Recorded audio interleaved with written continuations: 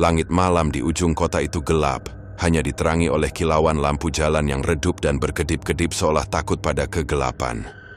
Di sebuah rumah sederhana di pinggiran Jakarta, keluarga Santoso sedang bersiap untuk perjalanan panjang menuju kampung halaman mereka di sebuah desa terpencil di Jawa Tengah. Mobil Avanza tua yang sudah setia menemani mereka selama 1 dekade diparkir di halaman, penuh dengan barang bawaan, kardus berisi oleh-oleh, tikar untuk salad, dan beberapa tas pakaian. Suasana malam itu penuh dengan tawa dan harapan, meski ada ketegangan yang tak terucap di antara mereka. Budi Santoso, sang ayah, adalah seorang sopir truk yang sudah terbiasa dengan jalanan panjang dan berliku. Wajahnya yang keras dan penuh kerutan menyimpan cerita tentang perjuangan hidup, tapi matanya selalu berbinar saat melihat keluarganya.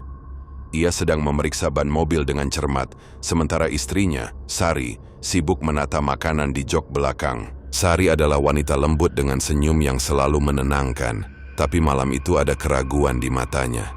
Ia merasa ada sesuatu yang tak beres, meski ia tak bisa menjelaskan apa. "Anak-anak, sudah siap?" tanya Budi. Suaranya penuh semangat. Di jok tengah, 2 anak mereka, Rian yang berusia 16 tahun dan Lila yang baru 10 tahun, sibuk dengan urusan masing-masing. Rian, remaja yang pendiam dan penuh mimpi, sedang mendengarkan musik lewat earphone-nya, sementara Lila, gadis kecil yang ceria, memeluk boneka kelinci kesayangannya bernama Momo. "Aku nggak sabar ketemu nenek," seru Lila, matanya berbinar. Katanya, "Nenek bikin kue apem kesukaanku." Sari tersenyum tipis, tapi hatinya tak tenang. Tadi malam ia bermimpi buruk. Mobil mereka terbalik di tengah hutan, dan ada bayangan hitam yang menatap dari kegelapan. Ia mencoba mengusir pikiran itu, menganggapnya hanya khayalan karena lelah. Namun, perasaan gelisah itu terus menggerogoti hatinya. Perjalanan dimulai pukul 22 Senare. Jalan tol Jakarta Cikampek masih ramai, tapi Budi yakin mereka bisa sampai di desa sebelum subuh. Mereka bernyanyi bersama. Lagu-lagu dangdut favorit Budi menggema dari radio tua. Lila tertawa kecil setiap kali Rian menggodanya karena salah lirik. Untuk sesaat, semua terasa sempurna. Keluarga kecil yang sederhana, penuh cinta dalam perjalanan menuju kehangatan kampung halaman. Namun, di kilometer ke-80 sesuatu berubah. Kabut tipis mulai menyelimuti jalan, meski ramalan cuaca tak menyebutkan apa-apa tentang kabut malam ini. Budi mengerutkan kening. Tangannya mencengkeram setir lebih erat. "Aneh, kok tiba-tiba kabut gini?" gumamnya. Sari menoleh ke arah suaminya, mencoba menyembunyikan ketakutannya. "Mungkin cuma cuaca buruk, Mas, pelan-pelan aja." Tiba-tiba Lila menjerit kecil. "Ma, lihat, di pinggir jalan itu ada orang berdiri." Semua kepala menoleh ke arah yang ditunjuk Lila. Di sisi jalan, di tengah, kabut ada sosok samar. Wanita berpakaian putih, rambutnya panjang menutupi wajah, berdiri diam tanpa bergerak. Budi menginjak rem perlahan, tapi sosok itu lenyap secepat kilat, seolah ditelan kabut. "Itu cuma bayangan, Lila," kata Rian, meski suaranya gemetar. "Jangan takut-takutin deh." Namun hati Sari semakin tak karuan. Ia memeluk Lila erat-erat, berusaha menenangkan putrinya, tapi tangannya sendiri dingin seperti es. Budi mencoba fokus pada jalan, tapi matanya terus melirik ke kaca spion, seolah takut sesuatu mengikuti mereka. Di tengah ketegangan itu, lampu depan mobil tiba-tiba redup, lalu mati total. Mesin mobil tersendat, dan dalam hitungan detik, mobil mereka meluncur tak terkendali ke arah jurang di sisi jalan. Jeritan Sari dan Lila menggema. Rian berusaha memeluk adiknya, sementara Budi berjuang mengendalikan setir. Tapi semua sia-sia. Mobil itu terbalik, berguling-guling, dan akhirnya menghantam pohon besar dengan suara dentuman yang memekakan telinga. Kegelapan menyelimuti. Tidak ada suara lagi. Hanya keheningan mengerikan yang tersisa. Sari membuka mata, tapi yang ia lihat hanyalah kegelapan pekat. Tubuhnya terasa ringan, seolah tak lagi terikat pada dunia. Ia mencoba bergerak, tapi tangannya seolah melayang, tak menyentuh apa-apa. "Budi, Rian, Lila," panggilnya, suaranya bergema aneh, seperti terperangkap dalam ruang kosong. Tiba-tiba ia melihat cahaya redup di kejauhan. Ia berjalan, atau lebih tepatnya melayang menuju cahaya itu. Di sana, ia melihat mobil mereka, hancur lebur di dasar jurang. Tubuhnya sendiri tergeletak di antara puing-puing, wajahnya penuh darah. Matanya terbuka lebar dengan ekspresi ketakutan. Di sampingnya Budi terbaring dengan kepala retak, sementara Rian dan Lila terjepit di jok belakang. Tak bergerak. Sari menjerit, tapi tak ada suara yang keluar. Air matanya mengalir, tapi tak terasa. Ia mencoba menyentuh wajah Lila, tapi tangannya hanya menembus udara. Tidak. Tidak. Ini tidak mungkin. Jeritnya dalam hati. Satu persatu, ia melihat arwah keluarganya bangkit dari tubuh mereka yang hancur. Budi muncul dengan wajah penuh penyesalan, matanya memandang mobil dengan tatapan kosong. Rian berdiri dengan ekspresi bingung, tangannya masih mencengkeram earphone yang kini tak lagi terhubung ke apapun. Lila, dengan boneka Momo di pelukannya, menangis tanpa suara, matanya mencari-cari ibunya. "Ma, aku takut," bisik Lila. Suaranya seperti angin yang berderit. Sari memeluk Lila, atau setidaknya mencoba, tapi mereka hanya saling menembus. Kita sudah mati, bukan?" tanya Rian, suaranya penuh keputusasaan. Budi mengangguk pelan, wajahnya penuh penyesalan. "Aku gagal melindungi kalian," katanya, suaranya pecah. "Aku seharusnya lebih hati-hati." Sari ingin menangis, ingin memeluk suami dan anak-anaknya, tapi kini mereka hanyalah bayangan yang terperangkap di antara dunia nyata dan sesuatu yang tak mereka pahami. Namun di tengah keputusasaan itu, ada dorongan aneh yang mengalir dalam diri mereka. Seolah ada kekuatan tak terlihat yang memanggil, menarik mereka untuk terus bergerak. "Kita harus pulang," kata Budi tiba-tiba, suaranya tegas meski penuh kesedihan. "Kita harus sampai ke kampung, nenek menunggu kita." Sari menatap suaminya dengan bingung. "Mas, kita sudah tidak hidup. Buat apa pulang?" "Tapi aku merasa kita harus," jawab Budi, matanya penuh tekad. Ada sesuatu yang belum selesai.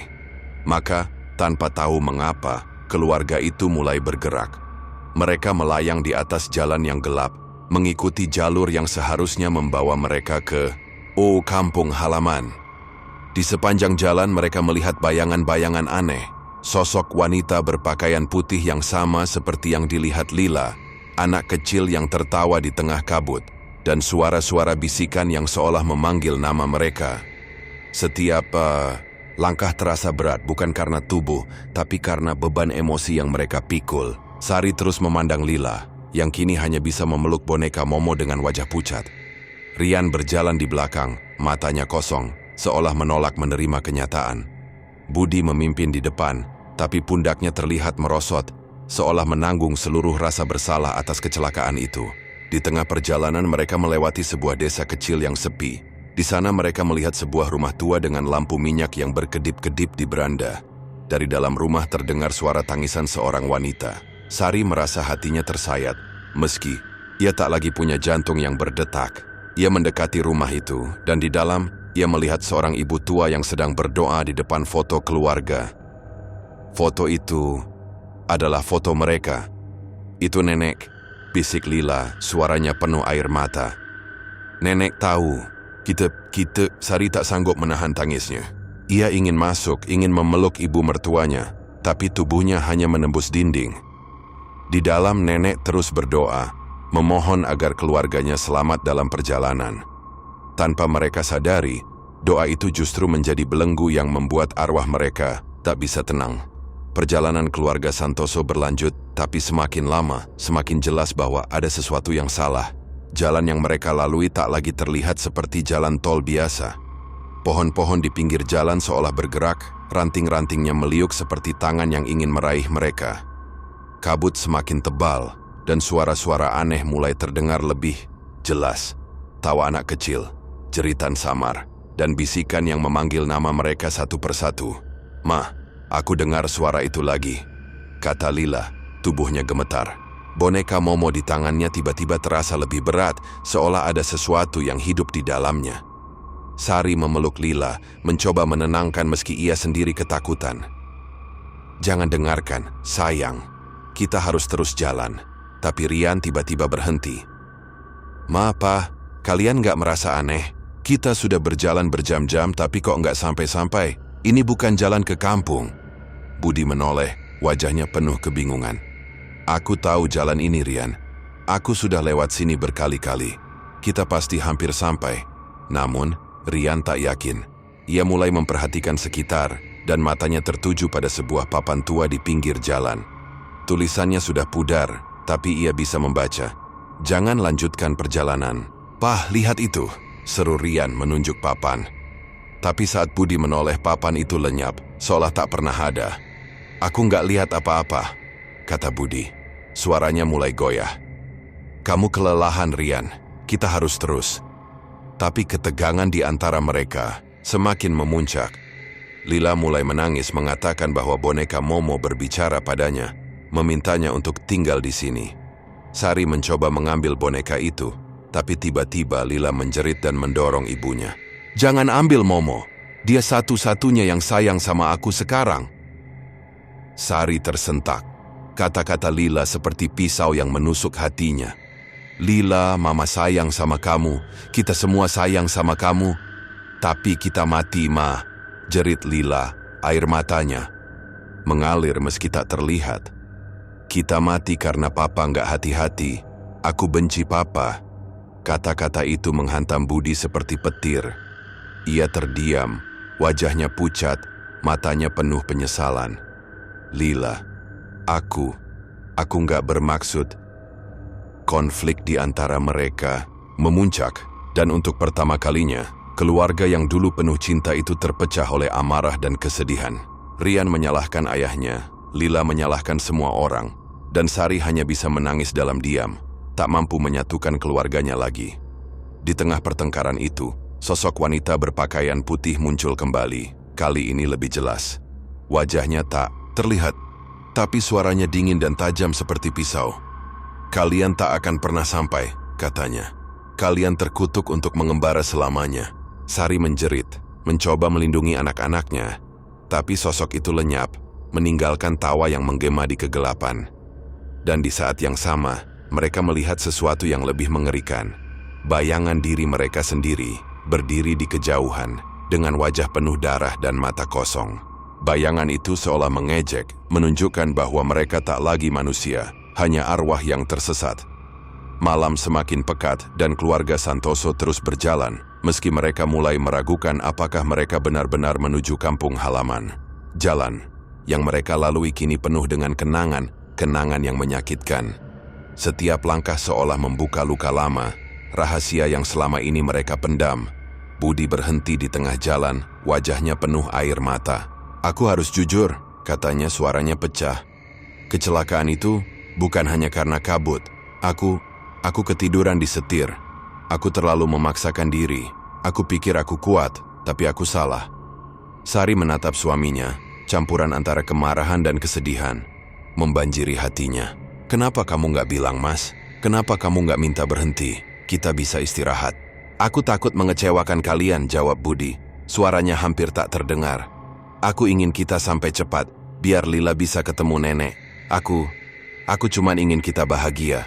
Rian, yang selama ini pendiam, tiba-tiba meledak. Bahagia? Pa, aku benci hidup kita. Aku benci kita miskin.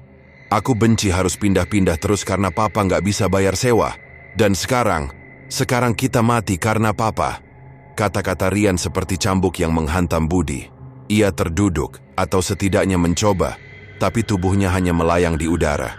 Lila menangis di pelukan Sari, sementara boneka Momo tiba-tiba jatuh ke tanah. Matanya yang plastik seolah menatap mereka dengan penuh dendam. Sari mencoba menenangkan anak-anaknya, tapi ia sendiri penuh dengan penyesalan. Aku juga salah, katanya pelan.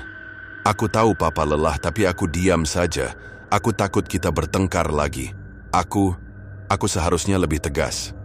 Di tengah pengakuan mereka, kabut semakin tebal, dan suara-suara aneh kembali terdengar. Kali ini mereka bukan hanya bisikan, tapi jeritan-jeritan penuh penderitaan.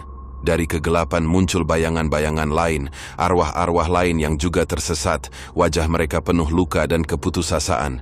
Salah satu dari mereka seorang pria tua dengan wajah penuh darah mendekati Budi.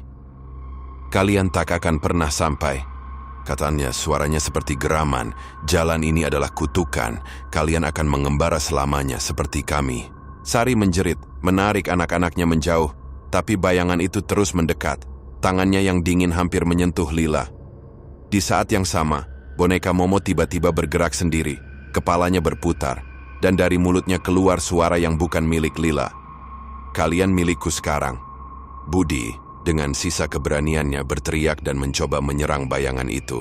Tapi ia hanya menembus udara.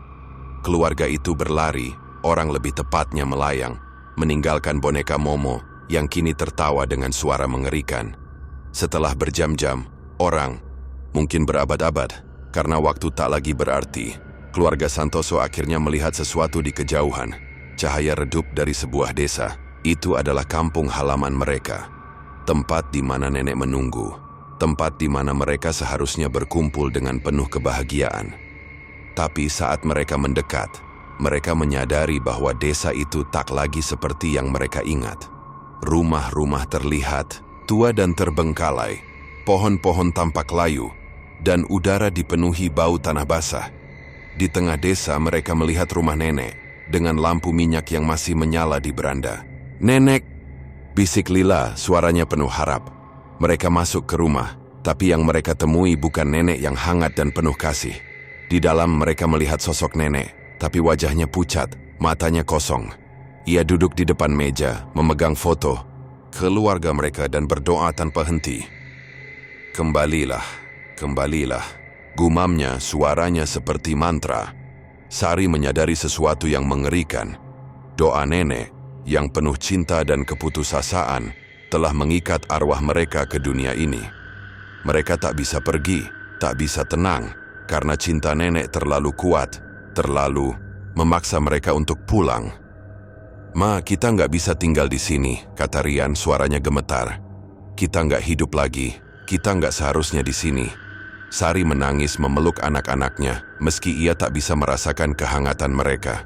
Budi berdiri di samping, wajahnya penuh penyesalan. "Aku cuma ingin kita bersama lagi," katanya. "Tapi mungkin kita harus melepaskan." Di saat itu, sosok wanita berpakaian putih muncul kembali. Kali ini dengan wajah yang jelas. Wajahnya adalah cerminan Sari sendiri, tapi penuh kebencian dan keputusasaan. "Kalian tak akan pernah bebas," katanya. "Kalian milik jalan ini, milik kutukan ini." Sari menatap sosok itu, dan untuk pertama kalinya, ia merasa ada kekuatan dalam dirinya. "Kami adalah keluarga," katanya, suaranya tegas.